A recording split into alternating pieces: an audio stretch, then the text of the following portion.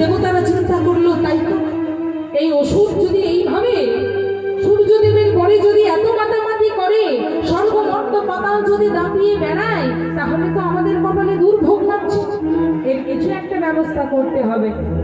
তাই সমস্ত দেবতারা তাদের সব শক্তিকে একত্রিত করে দুইজনকে সৃষ্টি করলো।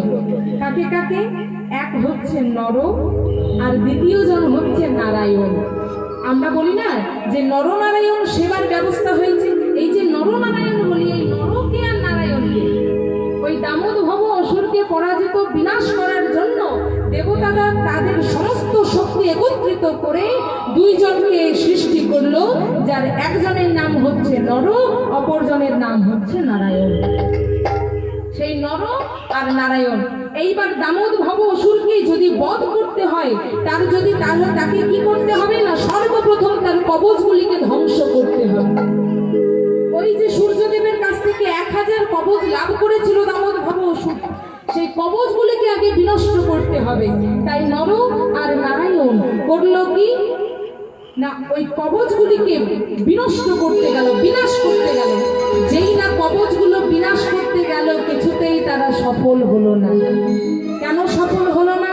কারণ সূর্যদেব দামোদ ভব অসুরকে একটি বর প্রদান করেছিল যে তোমায় যে আমি 1000 কবচ দিলাম, রক্ষা কবচ দিলাম, এই রক্ষা কবচ বধ সেই করতে পারবে যে 1000 বছর ধরে পূজার্চনা করেছে এমন ব্যক্তি।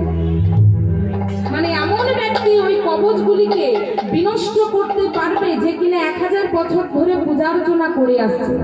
আবার 1000 বছর ধরে পূজার্চনা করলেই যে ওই 1000 কবচ বিনষ্ট করতে পারবে তা কিন্তু নয়।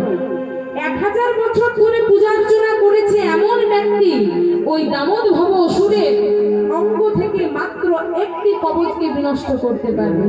একটি কবচ বিনষ্ট করার পরে কিন্তু সেই ব্যক্তির মৃত্যু ঘটবে। তাহলে নরনারায়ণ চিন্তায় পড়ে গেল, কি করি কি করি, আমরা তো মাত্র দুজন, আর দামোদ ভব অসুরের কাছে কবচ আছে 1000টা। তাহলে একটা কবচ বিনষ্ট করার পরে যদি একজনের মৃত্যু ঘটে, তাহলে 2টি মাত্র কবচ বিনাশ হবে, বাকিগুলো বাকি 998 কবচ তো বাকি রয়ে যাবে। দামোদ ভবের তো কিছুই করা যাবে না। তাই নর আর নারায়ণ দুজনে মিলে করলো কি, ভালো করে জায়গাটা দেখুন, চিন্তা করুন। যখন নর যুদ্ধ করে দামোদ ভব অসুরের সঙ্গে, তখন নারায়ণ 1000 বছর ধরে পূজার্চনা করে, ভক্তি ভরে শ্রদ্ধা ভরে ভগবানের নাম করে পূজার্চনা করে। এইবার যখন 1000 বছর ধরে নর যুদ্ধ করে যখন একটা কবচ বিনষ্ট করলো, আর সেই কবচ বিনাশ করার পরে যেই না নর মারা গেল, ঠিক সেই সময় ওই 1000 বছর ধরে যে নারায়ণ সেবার পূজা করেছিল, সেই নারায়ণ করলো কি না, তার 1000 বছর ধরে সেবা পুজোর ফল দিয়ে ওই যে মারা গেল তাকে বাঁচিয়ে তুলল। এবার যাকে বাঁচিয়ে তুললো সে করবে আবার 1000 বছর ধরে পূজার্চনা, আর অপরজন করবে আবার 1000 বছর ধরে যুদ্ধ। মানে একজন যুদ্ধ করে, একজন সেবা পুজো করে। সেবা পুজোর ফল দিয়ে যেই না একজন যুদ্ধ করে একটা কবচ বিনাশ করে যেই না মারা যায়, অমনি অপরজন তার সেবা পুজোর ফল দিয়ে অপরজনকে বাঁচিয়ে তোলে। এইভাবে একের পর এক, একের পর এক, একের পর এক যেই না দামোদ ভব অসুরের অঙ্গ থেকে 999টি কবচকে তারা এইভাবে ধ্বংস করেছে। একটি মাত্র কবচ যেই না দামোদ ভব অসুরের অঙ্গে বাকি আছে, অমনি দামোদ ভব অসুর গেল ভয় পেয়ে। মনে মনে চিন্তা করলো, না আমি আর এদের সঙ্গে যুদ্ধ করে উঠতে পারবো না। তাই ছুটতে ছুটতে দৌড়াতে দৌড়াতে গেল সূর্যদেবের কাছে। প্রভু, লুটিয়ে পড়লো সূর্যদেবের চরণে। প্রভু গো, প্রভু আমায় রক্ষা করুন প্রভু। ওই নর নারায়ণ আমার 999টি কবচ ধ্বংস করে ফেলেছে, আপনি আমায় রক্ষা করুন। আমি তো আপনার একনিষ্ঠ ভক্ত, আমায় আপনি রক্ষা করুন, আমায় আপনি বাঁচান। সূর্যদেব দামোদ ভব অসুরের প্রতি দুর্বল হয়ে সূর্যদেব করল কি না, দামোদ ভব অসুরকে পাঠিয়ে দিল কার গর্ভে? কুন্ত কুন্তির গর্ভে। দামোদ ভব অসুরকে বলল, যা এখানে তুই আর থাকিস না, তোকে আমি নতুন করে জন্ম দেব, তোকে আমি পাঠাবো কুন্তির গর্ভে। তাই সেই সূর্যদেব দামোদ ভব অসুরকে সঞ্চারিত করে দিল, পাঠিয়ে দিল কুন্তির গর্ভে। আর সেই কুন্তির কান পথে জন্ম নিল দামোদ ভব অসুর, যার নাম হলো কর্ণ। আর কিন্তু সে অসুর নয়, কুন্তির কান পথে যে না জন্ম নিয়েছে, ওই কুন্তির কান পথে কর্ণের জন্ম হয়েছিল বলে তার নাম হয়েছে কর্ণ। তাহলে আজকে যে কর্ণ পূর্বজন্মে শিখেছিল এক অসুর, যার নাম ছিল দামোদ ভব। সেই দামোদ ভব সূর্যদেবের কাছে যেই না তার প্রাণ ভিক্ষা চাইল, সূর্যদেব তাকে পাঠিয়ে দিল কুন্তির গর্ভে। আর কুন্তির কান পথে কর্ণ আবার জন্ম নিল, নাম হলো কর্ণ। অপরদিকে ওই যে নর আর নারায়ণ, যারা দামোদ ভব অসুরকে বিনাশ করতে এসেছিল, দামোদ ভব অসুরের 999টি কবচ বিনাশ করেছিল, ওই নর আর নারায়ণের মধ্যে নর কিন্তু জন্ম নিল কুন্তির গর্ভে, যার নাম হলো অর্জুন।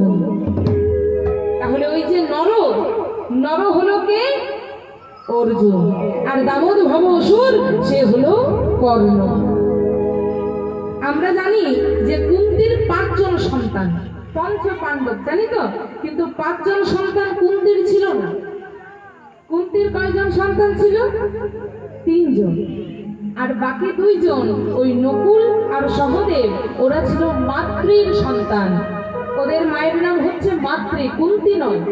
কিন্তু মাতৃ মারা যাওয়ার পর কুন্তি তাদের নিজের ছেলের মতোই পক্ষে টেনে নিয়েছিল, আপন করে নিয়েছিল। কুন্তির সন্তান ছিল 3 জন, অর্জুন, যুধিষ্ঠির, অর্জুন, ভীম আর কর্ণ, যে কিনা কুমারী কালে কুন্তির কাছে এসেছিল, তাই তাকে স্বীকার করেনি। কুন্তি জলে ভাসিয়ে দিয়েছিল।